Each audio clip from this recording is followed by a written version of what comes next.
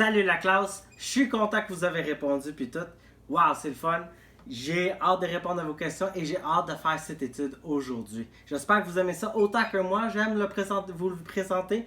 Fait qu'on va juste embarquer tout de suite dedans. Mais avant ça, vous m'avez écrit. C'est parfait. Ceux qui m'ont écrit, je vais vous le dire tout de suite, qui m'ont écrit Laetitia, Léonard, Will, Fred, Yuri et Emma. Merci beaucoup pour avoir répondu. Je vais aller à travers de les réponses, puis là, je vais mettre ceux qui l'ont eu plus ou moins bien. Puis là, n'oubliez pas que je vous donne tous ceux qui m'écrivent, surtout avec des questions. C'est pas juste des réponses, mais des questions que je peux répondre. Je vais vous donner plus de points. Fait qu'on va juste lire. La dernière fois, on avait fait les 6 dangers. Fait que je vais juste faire un résumé. Fait qu'il y avait les 4 avantages de connaître Dieu. Puis là, la semaine passée, c'était les 6 dangers de ne pas connaître Dieu. Fait que je vais juste le faire super vite. Vous pouvez suivre avec moi.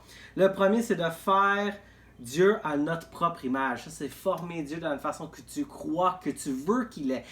Tu veux qu'il soit comme toi. Fait qu'il devient comme toi. Il y a beaucoup de monde qui fait ça. Ça, c'est un danger de ne pas connaître Dieu. Le deuxième, tu vas faussement adorer ce Dieu. Tu vas adorer un Dieu qui n'existe pas. Un troisième, une manque de foi. Pas être sûr de quoi faire. Qu'est-ce qui va arriver dans le futur? Qui est ton contrôle? Une manque de foi. 4. Être apathétique. J'ai dit de la misère à dire ce mot-là. Au péché. Ça veut dire que tu t'en fous du péché, ça ne te dérange pas. Puis, ça amène au 5e. Si tu t'en fous du péché, ben, tu peux devenir anarchiste. C'est que tu fais qu'est-ce que tu veux malgré que c'est clairement mauvais. Tu sais, voler ou sacrer ou dire des gros mots. Tu dis des choses que, tu sais, c'est pas bien, c'est un péché, mais ça te dérange pas parce que tu t'en fous du péché. Et le dernier, le plus gros danger, d'après moi, c'est le divin jugement. L'enfer. Puis, vu que ça a terminé de même, j'ai pas donné vraiment de bonnes nouvelles la dernière fois. Mais comme il faut, des fois, il faut la mauvaise nouvelle. Avant d'avoir la bonne nouvelle. Un exemple de ça, ça serait, comme mettons, tu vas au docteur. Puis imagine, il dit, bon, j'ai ça, là, j'ai un médicament pour toi, là, puis ça guérit le cancer 230. Puis là, toi, tu regardes, puis t'es comme, OK, ça me dérange pas. Super que ça peut guérir du monde, mais ça me dérange pas. Fait que là, tu le veux pas. Le médicament qui guérit. Mais là, à la fin, il dit, imagine, le docteur dit, j'ai une mauvaise nouvelle pour toi. Tu as le cancer 230. Là, tu serais comme, what? Qu'est-ce que je peux faire? Y a-tu quelque chose pour faire? Puis là, il dit, inquiète-toi pas, c'est correct, j'ai le médicament pour toi. Tu vois? Tu vois comment que ça prend une mauvaise nouvelle pour accepter la bonne nouvelle? C'est un peu comme ça aussi. C'est vraiment comme ça. Fait que j'avais fini un peu difficile la dernière fois, comme sombre. Mais c'est parce que la mauvaise nouvelle, c'est que si on ne connaît pas Dieu, en plus de tous les dangers, un des dangers, c'est le fait qu'on peut aller en enfer. On va aller en enfer si on ne connaît pas. À cause de nos péchés. Right? Fait que moi, je voulais traverser ça, mais juste pour répondre, j'ai eu plusieurs personnes, il y a d'autres personnes qui m'ont écrit. Je suis vraiment content de ça. Fait que là, j'ai Laetitia, Léonard, Will, Fred et Yuri qui m'ont tout écrit. Right? Puis tous ceux qui l'ont eu bonne, puis tu vas vous demander comment ça que comme il y a des nouveaux ici, là. Puis là, ça c'est pas la même que ceux-là. Je vais vous dire pourquoi ceux qui me connaissent, là. Tu sais, Isaiah, il a pété les autres verres. Ouais. Il a pété les autres verres. Fait que je vais trouver un autre moyen. Peut-être je vais mettre un cadre ou quelque chose pour l'écrire dessus. Mais pour l'instant, tu sais, ça va être pour Yuri, right? Qui m'a écrit. Right? Puis ça, c'est pour Emma qui m'a écrit aussi. Ça, c'était super. Puis là, on avait Léo qui m'a écrit. Fred, Laetitia, puis Will. Puis Will m'a répondu correctement à toutes les 6. Fait que j'ai en donné 2. Right? Puis n'oubliez pas, je vais mettre des prix. Une manière, je vais faire une vidéo pour montrer les prix que ça donne. Alors, aujourd'hui, je vais vous donner la bonne nouvelle. De 3 différentes façons. Fait que la première façon que je vais vous le montrer, ça s'appelle, moi je l'appelle de même. La bonne nouvelle, premièrement, c'est Moi, je l'appelle de cette façon-là, la façon qu'on fait ça là, c'est le début. Moi, j'appelle ça le début. Mais juste avant, la bonne nouvelle, c'est quoi? Bonne nouvelle, c'est, si on regarde dans Jean 3,16, je suis sûr que vous connaissez par cœur, you know what? Et moi, j'aime ça, qu'on peut le lire ensemble. Des fois, pas le dire exact, comme ça, on peut le dire exactement comme ça le dit. Et honnêtement, je le connais en anglais, mais des fois, je me mélange en français.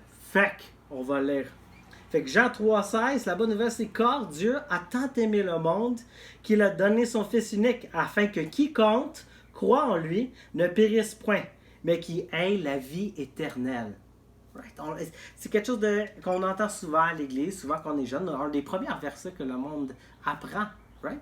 Fait que ça, c'est la bonne nouvelle qui, c'est Jésus la bonne nouvelle. C'est lui la bonne nouvelle, mais comment on va regarder ça? Fait que la première chose, la première façon que je vais vous montrer, c'est le début. Puis je vais le faire d'une façon dessinée. Suivez-moi. Fait que, une des premières façons que je vais vous expliquer l'Évangile, parce qu'il y a plusieurs façons, c'est le premier que moi j'appelle le début. Fait que dans le début, c'est dans le fond, ça donne tout un peu l'histoire de l'Évangile, puis je vais vous montrer comment. Fait que ça commence tout simplement avec Dieu.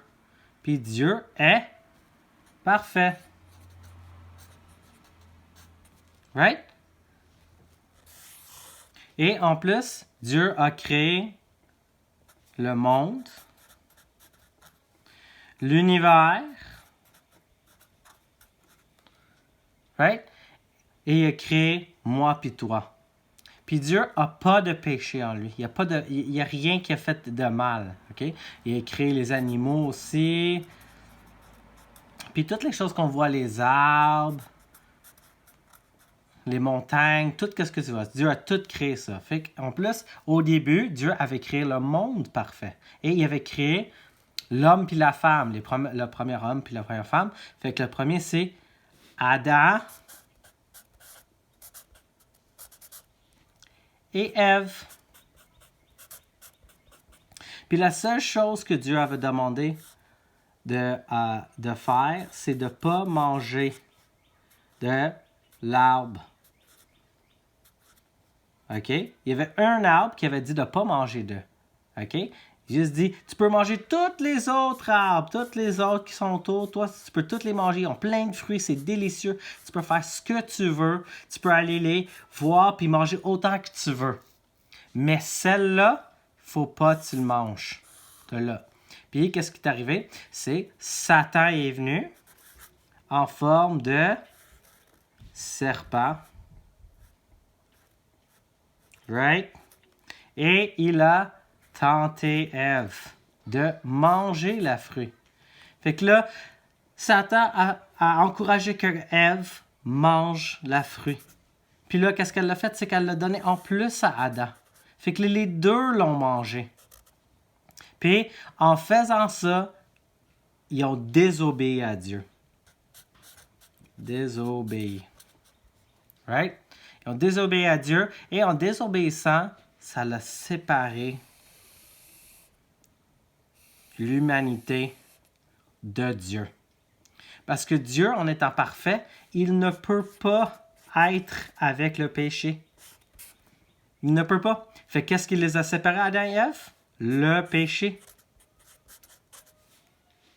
Alright. Fait que, puis, à cause qu'eux, ils ont péché, maintenant, ils peuvent mourir, ils vont mourir après un certain nombre de temps.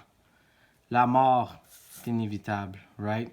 Fait que là, à cause de ça, tous leurs enfants qu'ils ont eu, puis à la fin, tu sais, nous aussi, on est hérité de ce péché. Puis là, Dieu, à cause que c'est lui qui a créé le ciel, c'est lui qui décide qui va venir au ciel. Right? C'est lui qui décide ça. Fait que, à cause qu'il est parfait, lui, il veut juste la perfection au ciel. Fait que seulement les personnes parfaites peuvent aller au ciel. Ouais, mais Justin, comment ça? Comment ça? Il n'y a personne de parfait. T'as raison. Mais il y en avait un qui était parfait. Puis, vous savez, c'était Jésus. C'était lui qui était parfait. Et lui a vécu la vie sans péché, right? Pas de péché dans sa vie. Et il a parfaitement obéi à Dieu. Fait qu'il n'y avait pas de péché, rien du tout. Il a vécu la vie parfaite que Adam, Ève, tous ses enfants, moi puis toi, nous ne pouvons pas.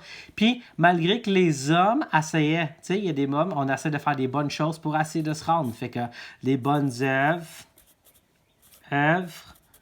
right? Ils essaient de faire des bonnes choses pour se rendre, mais ça ne se rend jamais parce que ça prend la perfection. Dès que tu brises un des commandements, c'est comme si tu les as toutes brisées, right? Fait que là, tu peux pas. Mais pour avoir la perfection, c'est Jésus qui a vécu la vie parfaite pour nous. Et il est mort sur la croix pour nous, right? C'est lui qui a vécu la vie parfaite pour nous, right? Fait que là, c'est lui qui est capable de se rendre jusqu'à l'autre bord de l'abîme. Où est-ce que nous, nos efforts, nous ne sommes pas capables d'y rendre. Mais lui, il peut. Et tout ce que lui a fait, vivre une vie parfaite, il nous le donne à nous. Right? Si on croit que c'est lui qui est mort pour nos péchés et il est ressuscité le 3e jour. Right? On parle souvent de ça. C'est important parce que quand il ressuscite le 3e jour, right? C'est la grotte qui ont bougé la roche. Ressusciter le 3e jour, ça prouve que Dieu a accepté son sacrifice pour nous. Il a accepté le fait qu'il accepte qu'est-ce que Jésus a fait de vivre parfait pour nous en étant capable, nous-mêmes maintenant, si on croit en lui, lui a fait le travail pour nous pour qu'on se rende à Dieu. Et ça, c'est tout simplement un des façons d'exprimer l'Évangile, un de mes favoris en plus. Puis, j'espère que vous avez aimé ça. Je vais vous montrer un autre après. J'espère que vous avez aimé cette façon. Je sais que je ne suis pas super bon dessinateur, mais j'espère que ça vous montre comment. Celle-là, je l'ai appris d'un évangéliste en Ontario qui il va dehors, dans les rues, puis il y a un gros tableau, puis il dessine comme ça. Fait que je vous ai montré la façon qu'il fait, lui. Fait que là, la deuxième façon que j'aime, ça s'appelle Way of the Master. Le Way of the Master, c'est tout simplement, c'était popularisé par un gars qui s'appelle Ray Comfort. Puis il utilise les 10 commandements pour montrer le péché du monde. Right? Fait qu'un exemple de ça, ça serait comment tu commences cette conversation, ça serait, tu sais, qu'est-ce que tu penses arrive après la mort? Est-ce que tu penses qu'il y a un Dieu? Qu'est-ce que tu crois? Right? Fait que le way of the master, ce serait qu'est-ce qui arrive après la mort?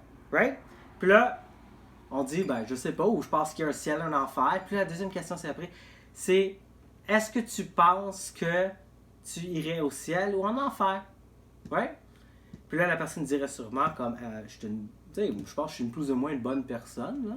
Right? Fait que j'ai pas tué personne, et puis ça. Fait que là, on dit, OK, mais on va aller à travers qu'est-ce que la Bible dit, right? Pour montrer si tu es assez bon pour aller au ciel.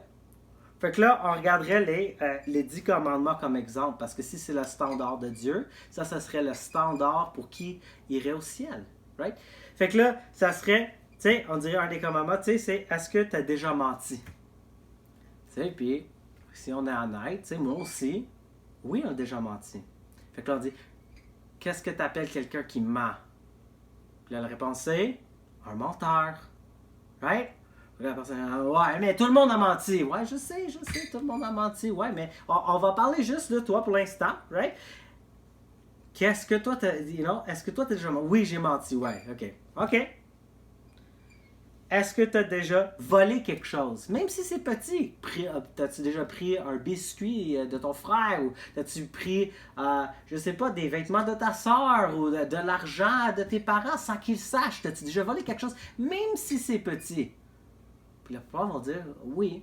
Fait qu'est-ce que tu appelles quelqu'un qui vole? Ben, on les appelle un voleur. Right? Un autre, ça serait est-ce que vous avez déjà pris le nom de Dieu en vain?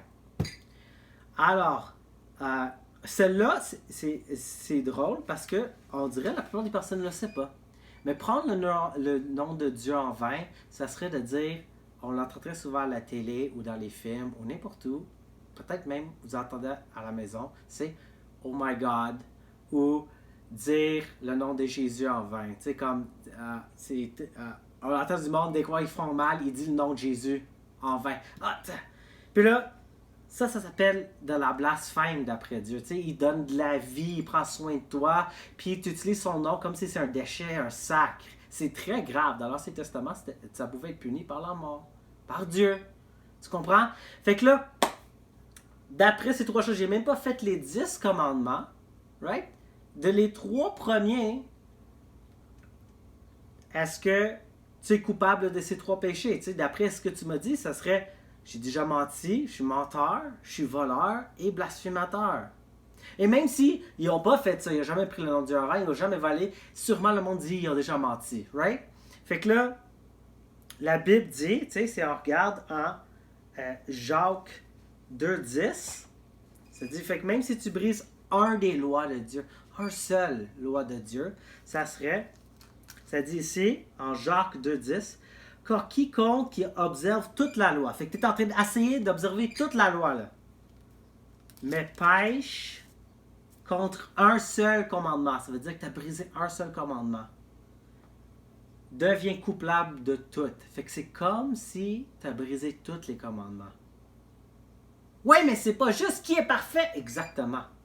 Exactement. Personne n'est parfait, sauf un. C'est Jésus qui est parfait. Fait que est-ce que vous serez coupable de ces péchés? Est-ce que après la mort, si vous vous mettrez devant Dieu, cet être infini devant Dieu, est-ce que tu serais coupable de ces péchés? N'oublie pas, c'est lui qui est parfait. C'est lui qui décide. Puis, si on est honnête, la réponse c'est oui. On serait coupable. Fait que Dieu, en étant saint, parfait, juste, doit punir le péché. Ouais, mais tu sais, comme c'est grave, ouais, je sais, mais oublie pas en même temps que si ça te dérange pas, le médicament, t'as pas besoin du médicament. Si tu vois pas ton problème, si tu vois pas ton péché, tu ne veux pas la bonne nouvelle, le médicament. Fait que, ça serait, tu sais, tu prends le médicament, et tu dis, ben oui, je vois mon péché, Mais tu sais, comme, si t'attends que t'es mort, c'est trop tard. Le médicament peut pas t'aider si t'es mort. Fait qu'en étant vivant, tu veux prendre le médicament, puis le médicament que c'est Jésus, si tu vois ton propre péché, c'est que tu sais la réalité, c'est que Dieu doit le punir, puis la punition pour avoir péché contre lui, péché, point, c'est d'aller en enfer. Right? Puis personne ne veut aller là. C'est tellement pire que c'est tellement horrible, tu voudrais même pas ton pire ennemi aille là. La pire personne au monde, tu voudrais pas qu'il aille là. Right? Mais, la bonne nouvelle, c'est Jésus, il est mort pour tes péchés. Lui a vécu la vie parfaite. Lui est ressuscité le 3e jour qui montre que Dieu a accepté son sacrifice. Fait que tu vois, ça c'est une autre manière, ça c'est une autre façon, la deuxième façon de connaître l'Évangile. Fait que ça, c'est un autre que j'avais appris, on dirait sur YouTube. Tu peux même le trouver sur YouTube si tu écris Way of the Master. C'est en anglais, mais je pense que si tu cliques des captions, tu peux avoir, ça va être écrit en français. Fait que c'est vraiment cool, c'est vraiment bon. Fait que ça, c'est une autre façon de donner l'Évangile. Puis la troisième façon, c'est très personnel, à chacun. C'est par le témoignage de quelqu'un. Puis, le témoignage de quelqu'un, c'est quelqu'un qui est venu à Christ eux-mêmes. Fait que chaque croyant, chaque chrétien a un témoignage. Il y en a qui sont plus intenses que d'autres, mais ça ne change pas que c'est aussi valable qu'un autre. Il y en a que, comme mettons, mon témoignage juste rapide, je ne vais pas tout le dire là, peut-être dans une autre vidéo, mais moi j'étais né dans une église non-croyante. C'était catholique, non pratiquant. Puis j'ai vécu ma vie très longtemps sans Dieu, jusqu'à temps que je commençais à lire la Bible pour la déprouver, quand j'avais genre dans mes 20 ans. Puis en le lisant, à travers quelqu'un qui m'aidait, il y avait un pasteur jeunesse dans le temps quand j'étais plus jeune, que je demandais des questions, puis j'essayais de refuter, puis il était très patient avec moi. en lisant, je cherchais des contradictions, puis je demandais plein de questions. Oui, mais ça, oui, mais ça, oui, mais ça, puis la Bible dit ci, ça. En l'écrivant plein de questions, une année, j'ai réalisé que si la Bible est vraie, puis ce que Jésus dit est vrai, que je vais mourir à cause de mes péchés et aller en enfer à cause de mes péchés, je suis en beaucoup de trouble. Et ça m'a pris du temps, mais une année, tu sais, je me rappelle, j'étais avec un de mes amis, Greg, puis je lui avais dit, je peux plus faire des décisions pour moi-même. Je veux plus. Tu sais, je veux plus faire ces décisions pour moi. Et j'ai accepté Jésus, je me suis repenti de mes péchés. J'ai dit, je ne veux plus faire les choses qui sont contre toi. Je veux faire ce qui est bien. Je veux faire ce qui t'honore, Dieu. Merci pour avoir mouru pour mes péchés. Tu comprends? Puis ça c'est juste, bref, un témoignage de conversion. Right? Ça aussi, c'est une autre façon de donner l'Évangile à travers des témoignages. Puis je vais vous donner un autre témoignage. C'est pas le mien. Mais c'est un peu intense. Mais je sais que vous êtes assez grand pour l'entendre.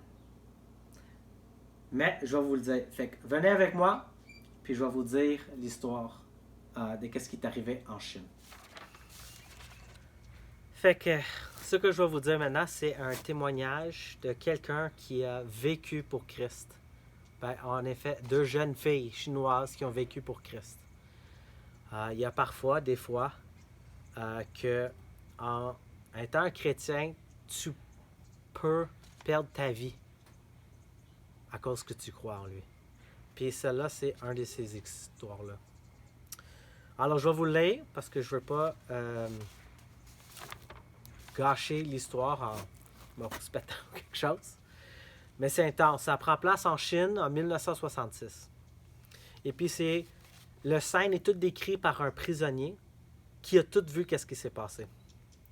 C'était 2 jeunes filles chinoises chrétiennes.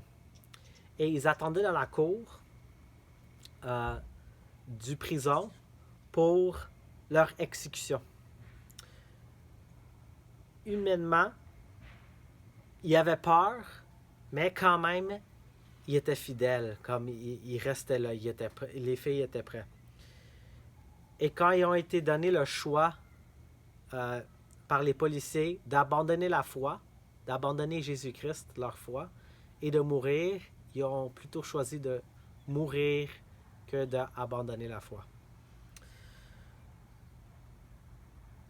Il y a 2 gardes qui s'approchent avec un troisième homme qui est venu, puis il avait un fusil dans les mains. Ils s'approchaient toutes les 3 des 2 filles, les jeunes filles. Le 3e homme qui avait le fusil dans la main, c'était leur pasteur. Lui aussi, il devait mourir avec les 2 jeunes filles. Mais,